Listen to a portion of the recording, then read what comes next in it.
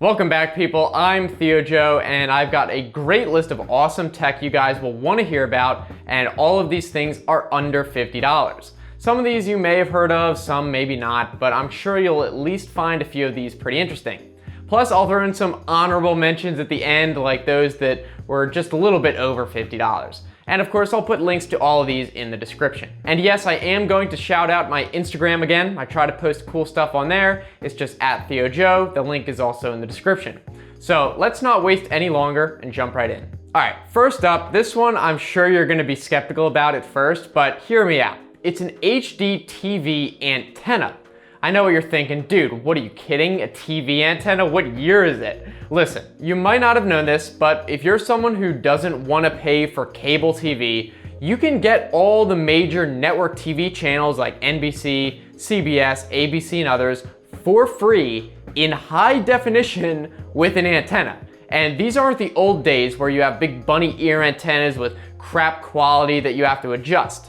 I've made videos about this before, and the thing that surprises most people is the HD picture you get over the air for free is actually better than what you get with cable because it's not compressed. Now, the one I got is called the Winegard Flatwave. It's a 50-mile antenna, and it's actually $53, but there are a ton on Amazon that are cheaper. Definitely something to look into. Just be sure to look up how far away your nearest TV broadcast tower is, so you know what range to get, and there are websites that can tell you that. Okay, moving on, we have the Avantek wireless doorbell for $28. This one is great for people like me who might live in an apartment that doesn't have a doorbell, and before, if I was in another room with headphones on or something and someone knocked on the door, I might not have heard them, but not anymore. There are other brands that you can get, but I like the design of this one, and with it you get 2 receiver modules that actually ring, and the doorbell button that you just stick anywhere. And I just used some command strips and stuck it outside my door. I like that the doorbell button has a bell on it, so it's pretty obvious that it's a doorbell. And then when you press it, it rings both the receivers at the same time. And you can also choose from a bunch of different tones and change the volume as well. All right, number 3 is one I've actually mentioned in other videos, which is the ProMix 2.0 blender/mixer for $30.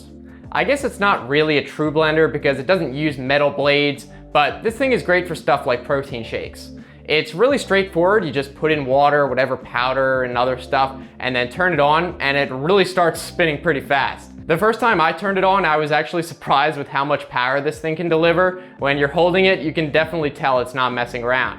And the one thing to note is apparently they're releasing a new version in November that's only in pre-order right now, so if you're on the fence or you don't need one right now, I might just wait till the new improved version comes out and get that. But still, the current version is great and I've used it for years. Number 4, you probably have heard of this one. It's the Google Home Mini, just announced recently, and coming in at $49.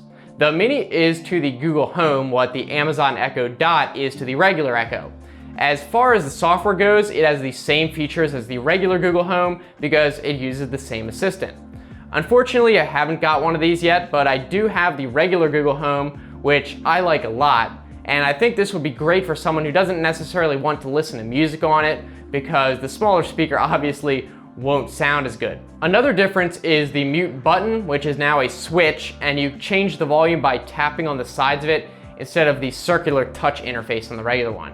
But I rarely ever physically interact with the Google Home anyway, that's not really the point. So I think the Google Home Mini is a perfect entry point, and yes, you can finally do reminders on it. Okay, number 5 is tech related, so I think it still counts, which is this pack of microfiber cloths for $10. And this particular pack seems to just be generic. There's not really a brand name for them, but they are really high quality for the price, and you get 8 of them. It's actually a great deal. Each cloth comes with an individual cardboard package, and the cloths themselves are thick and sturdy with seamed edges. And yes, they're proper smooth microfiber material, not like that other crap that's more like roided up paper towels. You know what I'm talking about. So yeah, if you've been looking for something to clean your phone or glasses with, these are pretty great. Number 6, for those who have too many home network devices, here's the Netgear 8-port Gigabit switch at $47. Or they have a 5-port version for $35. If you somehow don't know what a switch is, that's okay, no judgment. You can just think of it like an Ethernet splitter. Maybe I'm old-fashioned, but I still prefer the reliability of a hardwired Ethernet cable over Wi-Fi when I have the choice.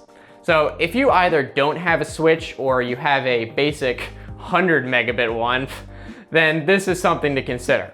Obviously, there are other brands out there, but I like this one because it just feels like a quality product, and I found them to be pretty reliable. They're all metal construction, not that cheapo plastic that you typically see, and they look pretty slick. It's a very simple, straight edge design that just looks like a proper piece of networking equipment. Oh, and I should point out that they do make a managed version of these as well, but for those of you who don't know what that means, you don't have to worry about that. 7. This is actually 2 tech-related accessories that I'm gonna count as one because they're pretty similar. First is this pack of 50 Velcro cable ties by a company called Pasow for $7. And these things are always coming in handy, and they're so cheap that you should just get some to have on hand when you wanna wrap up a single cable or multiple ones. Also related to that is this really clever cable management sleeve for $15. It's basically a 2-sided cloth material with Velcro, and you just wrap it around a cluster of cables to keep them together and looking nice. One side is black and one side is white, so you can choose either color as the outside, and you can just cut it to whatever length you need. They also come with these cord cable clips that you can use if you have a lot of similar looking cables, I guess. So this is something I like. I used it to put behind my TV stand with the white outside, so it looks just less messy than a bunch of black cables bundled together.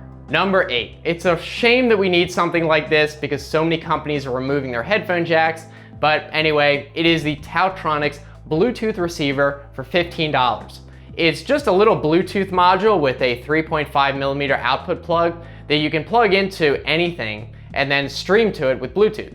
For example, you might keep this in your car so when you're riding with your friends and want to listen to their music, they can do so even if their phone doesn't have a headphone jack. Or maybe you hooked it up to your speakers at home, so you and your friends can easily put on music that way if you don't want to bother with a cable or adapter. Of course, Bluetooth isn't really up to par with a proper cable still, but hey, this is so cheap where it's easy to justify. Coming near the end of our main list, number 9 is the Anker, or is it Anker, USB charging hub with USB-C port, and it costs $50. I think it's pretty obvious why a USB power hub is useful. It's good for if you have a lot of devices of your own, or you could put it in a common room where a lot of people might want to use it. But with so many phones and devices using USB-C now, it just makes this even better. You see, this supports USB power delivery, which is the new standard for delivering extra power through USB. So this means if you have one of those new iPhones, you can use this to fast charge your device instead of using Apple's expensive charger, and it will also charge any other devices that need USB-C with power delivery, like the latest MacBooks. So if you're looking for a hub that can deliver a lot of power and will be pretty future-proof, this is one to look at. All right, finally we have number 10, and after we can get into the honorable mentions. So for this, we have the Yubico security key for $18. This is also something I've talked about in other videos, and I think it is an awesome device for the price, especially for people who are security conscious. Basically, this is a physical USB device that you plug in and use as a method of 2-factor authentication, and it's supported by a ton of major websites. If you're not familiar with 2-factor authentication, this is how it works. On websites that support it, you can make it so when you log in, you not only need a password that you set, but you also need a special one-time code that is either sent to your phone through a text message or is generated through an app on your phone. That way, if someone steals your password, they still can't log in. But in some cases, you may fall victim to a so-called man-in-the-middle attack that I won't really get into, but put simply, someone else gets your code instead of you, like they set up a fake website or steal your SIM card. A physical security key uses some more advanced encryption techniques that I'm not qualified to explain. So to log in, you simply press the button on the key and it does the secure handshake with the service so it can't be intercepted in addition to your regular password. So it's much more secure than just a regular extra code and worth it, especially for services like Google, where you might have all your accounts tied to a single email. Definitely worth it. All right, so now on to a few quick honorable mentions. First is the Lutron Casetta wireless dimmer plug-in remote, which is $60, a little bit over $50. And I've got a couple of these and I find them really useful for some lights that I wanted to put where there are no light switch controlled outlets, With this, you can plug it in anywhere, and now the lights you plug it into can be controlled with the little remote you stick anywhere on a wall. The next honorable mention are these super cool spiral Edison type light bulbs. They come in a pack of 4 for $16, and I know they're just light bulbs, but I thought they were super cool looking and just wanted to mention them. And there are some other cool designs you can find all over Amazon that might be worth looking at. Finally, this one is kind of tech related, I guess, but so useful, and that is a pair of long needle nose pliers, which you can get for around $15. You might have a regular pair of needle nose pliers, but I doubt you have these, and they've come in handy so many times for me, like when I'm working on the inside of my computer and drop a tiny screw at the bottom of the case, now you can reach it. But obviously this would be useful anytime you need to get something small in a hard to reach place. So next time that happens, you'll be glad you had these. So that is it. Hopefully you guys found a bunch of these pretty awesome and useful. If you have any other super cool gadgets you think I should talk about next time, feel free to let us know down in the comments or on Twitter as well. And if you want to keep watching, I'll put some other videos right here. You can just click on those. And if you want to subscribe, I make a few new videos every week. And consider enabling notifications by clicking the bell, or else YouTube probably won't show you my new videos anyway. And anyway, again, looking forward to hearing from you guys. So thanks so much for watching. I'll see you next time. Have a good one.